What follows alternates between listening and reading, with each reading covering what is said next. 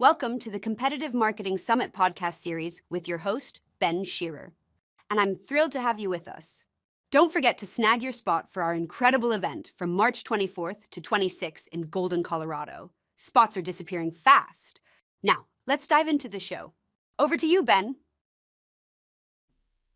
All right. Hello. Thank you. And thank you for joining today's video podcast from the Additive Marketing Summit. So I'm super happy to have with me today David Kalinowski, who is our day 2 keynote speaker at the summit coming up here in March. So David, welcome. Thank you, Ben. Appreciate being here.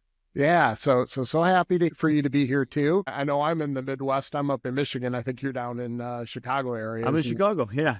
So our firm, Proactive Worldwide, is headquartered here, and same Midwest environment that you're in as well. Yeah, so you know what it's like. Absolutely. Absolutely. We just can't wait. We're waiting for spring to come. But it hasn't been that bad though. I think the plow guy only had to do my drive twice so far this winter, so that's not too bad. Great. Well, I appreciate you joining me on a Friday afternoon. So it's kind of casual Friday. So I love it. Didn't have to put on anything other than what I wear to the office on Friday. So that's a good thing. So let's kind of dig in.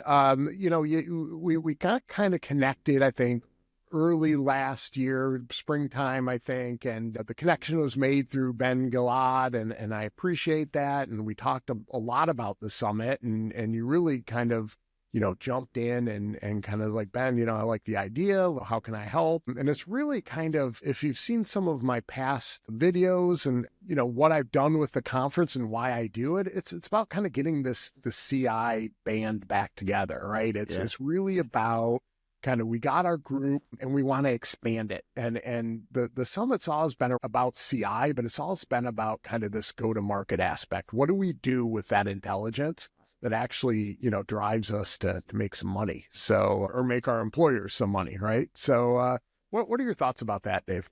Yeah, again, appreciate the opportunity to be here and to be one of the keynotes at your event. I think it's going to be an exciting set of sessions and great speakers and terrific topics, and people are going to walk away and learning a lot. I have now spent a little north of 70,000 hours of my life in the competitive intelligence world. When I started, the internet didn't exist, right? So you would get your project and you would call the target organization if they were public and request their annual report, wait 2 weeks for it to show up in the mail, and flip to the back pages and see the executives and start calling. And that's what you did. There were no websites and databases and tools like we have today. And so the evolution has been pretty interesting to see and evolve. And I think you're right. I think we have to make sure that we don't lose the whole focus around strategic intelligence, but certainly a key component of that is the go-to-market piece and understanding, how do we end up creating our unique value proposition and differentiators and, win with our positioning in the marketplace. And all of that entails a better understanding of the external landscape, whether it's competitors, suppliers, customers, partners, government, whatever it might be that could affect our plan.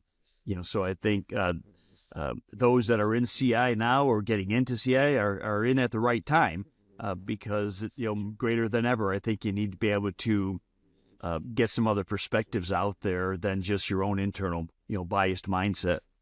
No, yeah, I appreciate that. I think, like everything, it's ever-changing field. It's, we're constantly looking at, providing more value and how to get that value and working with, like you said, different tools now with obviously, the elephant in the room, right? The big AI. So there's going to be a lot of talk about that at the conference as well. Yeah, I'm sure. It's definitely like any other new technology coming in. Going to be a way to enable us to become more efficient and effective at what we do. Just like when all the big search engines started, people freaked out and panicked about that, and I do think that it will have some impact on being able to make sure that we are wise in how we use it and don't get too carried away. I think over time it will evolve. Do I think it's going to take jobs? Maybe some, but done right, it ought to actually create more jobs. Yeah, no, I agree. I think I've seen it in my own industry, and I don't think it takes jobs necessarily, but it displaces other kind of knowledge skill workers, right? So Well, I heard it might have been the CEO of NVIDIA, or I think it was somebody talking about, you won't lose your jobs to AI, but you'll lose your jobs to people who use AI. yeah, You won't lose business to companies with AI, but you'll lose business to companies that use AI. So like yeah. everything else, how do you enable it to allow you to get better? Right, great. So yeah, that's good insight, and I think there's going to be a lot of conversations about that coming up in Yeah. March for sure. So you are presenting our day 2 general session keynote, and the title of that is The Sacrifice Paradox: Navigating Life's Choices and Trade-Offs. Yeah. Give us a little background on kind of what the premise is of your keynote, and maybe I don't know, some takeaways, or if you Sure. want some little teasers, or however you want to frame this up. Yeah, I'd be happy to. Yeah, I'm super excited about this topic. It's a little bit different than people are used to hearing me speak on. I'm often talking about technical skills of CI or leadership elements, and certainly have done a vast amount of training. Trained well over 3,000 people across 25 different countries in the CI profession here. But this is a little twist for me. It's a little bit broader scope and a little bit more far-reaching in terms of the audience, right? And but the reality is we all have choices every day. Life is full of choices. And what I have found is that, each one of the decisions that we make shapes the outcomes in unpredictable ways, really. And whether you are a teacher or a homemaker or a professional or a student or a first responder or a caregiver or a parent, right? We all make sacrifices. And I find that among the choices we make, sacrifices is the most profound. And I'm not talking about sacrificing your pet or an animal for some deity here. We're really talking about, as Stephen Covey talks about, that is giving up something good for something better. And the paradox component of that really involves the idea that we have to give up something that's important to us, but that will often lead to sometimes our greatest gains. And I think we've seen that in all aspects of our lives here. And so the book that I'm writing on the topic as well, that should be out later on this summer in 2025, has 100 stories in it, all around different situations that many of us can reflect on and understand. Are we making the sacrifices for the right reason, right? The audience here at your event, I assure you, there are people who missed birthdays and graduations and weddings and anniversaries and dinners, to be able to do something for work that had to get done. Yeah. Was it worth it? Yeah. Maybe, maybe not, right? And vice versa. There are times when people have not taken the promotion, not relocated to a new place because it would create more money for them, perhaps, but that would have meant uplifting their family. That would have meant taking the kids out of school. That would have required moving away from friends. And was it worth it in that case? Maybe for some, yes. Maybe for others, no. So ultimately, in this session, I want people to, number one, get some real world understanding of what sacrifice really looks like. Yeah. Two, here are some stories. Here are some stories about sacrifices that are made, and the long and short-term consequences and long and short-term benefits associated with those. And then three is maybe getting inspired, around thinking about the professional and personal choices that we're making, and are they linking back to our values, and are they linking back to our sense of purpose? And what I have found through the couple of years I've been doing research on this topic and writing, that when you have a clear sense of purpose, and then your sacrifices make a lot more sense to make, right? So for me, I'm about making a positive difference in the lives of others. That's what my purpose is. So everything I try to do, I do with that mindset. Yeah. But I'm excited to share what I've learned through all my research, and to again get people to reflect on are they making the right types of choices? Yeah, I can see even kind of reflecting back in my own career, and I've been doing this for a little bit. It's like what are the sacrifices that I've made, and I can't say achieving like 100,000 K flyer was like a huge, Yeah.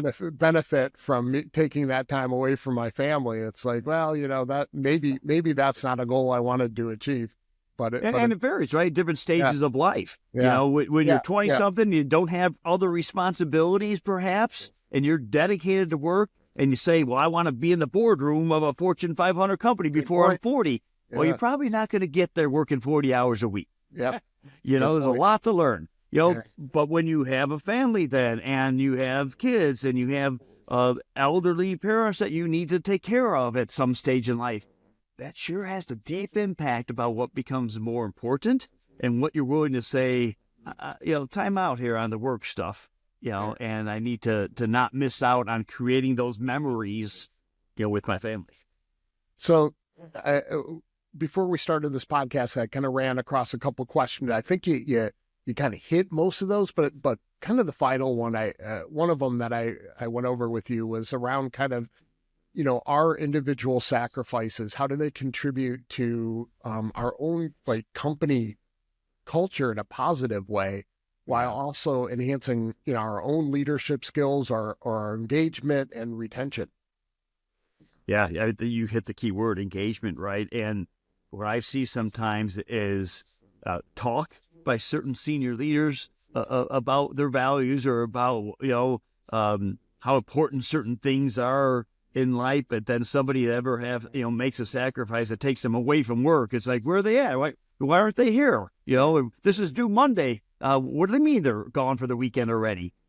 And it's about creating that culture in that environment where people work hard, of course, and they have certain achievements and goals, but as an organization, treating people like humans again, and realizing that while work is important, it's only one wedge in the wheel of life, right? Yeah. Social and spiritual and family are all other parts, and even time for yourself becomes critical. And so as organizations, chief people officers or people who HR or even just, leaders inside the company in any functional area, when you want to avoid that burnout and you want to make sure that there's some degree of appropriate balance there, you have to be understanding that people seek fulfillment in different ways. And sometimes in corporate culture, I see this negative stigma that gets put on people because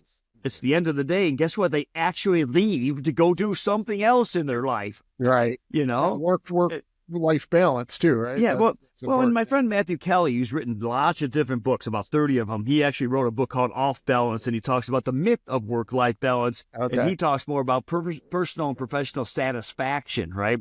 Because there's never balance. It's like, you're never going to get 50-50, right? But some weeks, you might not be able to make all the family events because there is a pressing deadline and that has to take priority. And, and there's other times where, the work stuff has to wait because your son or daughter only graduates once. Right.